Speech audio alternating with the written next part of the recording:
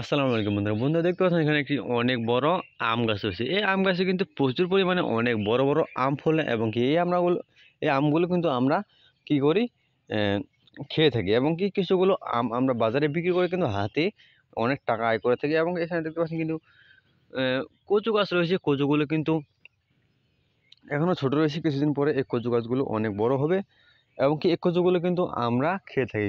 আপনারা জানেন তো কচু খাওয়া কিন্তু স্বাস্থ্যের জন্য ভালো উপকারী এবং কি কচুগুলোতে কিন্তু প্রচুর পরিমাণে ভিটামিন রয়েছে। তো যারা যারা এখন আমাদের ছোট্ট চ্যানেলটিতে নতুন দর্শক আছেন তারা কিন্তু অবশ্যই আমাদের এই চ্যানেলটিকে এখনই সাবস্ক্রাইব করে দিন।